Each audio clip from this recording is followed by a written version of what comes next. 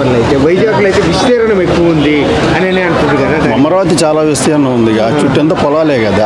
IT పడితే బాగుంటుంది కదా. అక్కడే ఉందని లాస్ట్ బార్డరే కదా, ఇది విజయనగరం బార్డర్. ఇదైతే సెంట్రల్ కదా ఇది, కాబట్టి ఇక్కడికి వస్తేనే బాగుంది. అంతే కదా. చంద్రబాబు నాయుడు 7 నెలల పరిపాలన ఎలా అనిపిస్తుంది? చాలా బాగుంది, చాలా బాగుంది. అంటే వాళ్ళందరూ సూపర్ సిక్స్ ఏది పథకాలు అమలు చేసిన అమలు పైన డెవలపింగ్ బాగుంది.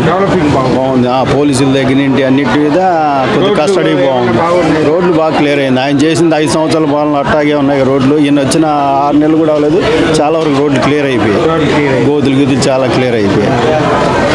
మళ్ళీ పవన్ కళ్యాణ్ హీరోగా చేస్తే బాగుంటుంది సార్, ఇలానే పొలిటికల్ ఉంటే బాగుంటుంది. రెండు వైపులా ఉంటే బాగుంటుంది, రెండు వైపులా క్రేజింగ్ ఉంటుంది. రెండు వైపులా ఉంటే క్రేజింగ్ అంటే కొంతమంది అంటుంది కదా, ఏదైతే వైద్యులు కూడా మొన్న ఆవేశం ఎక్కువ పవన్ కళ్యాణ్ ఆవేశం ఉన్నా సరే సనాతన ధర్మం పెడుతున్నాడు కదా, హిందువులు పైకి లేపుతున్నాడు కదా.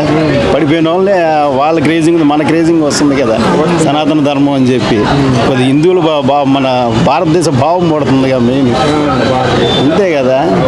హిందూ ధర్మం బయటకు వస్తుంది కదా. ఎవరు వచ్చి చేశారు? ఎవరు?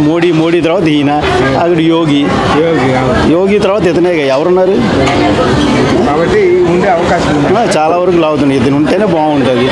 మన గుళ్ళు గోపురాలు కొద్దిగా ఆధారం.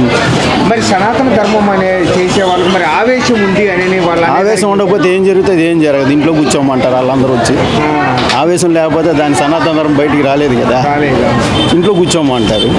అంతే, ఆవేశం ఉండాలి. ఆవేశం లేకపోతే దానికి పైకి రాలేరు. మోడీ అయినంతే మన దేశమే హిందూ దేశం. పైకి రావాలంటే ఆవేశం లేనిదే అనగదొక్కేస్తారు.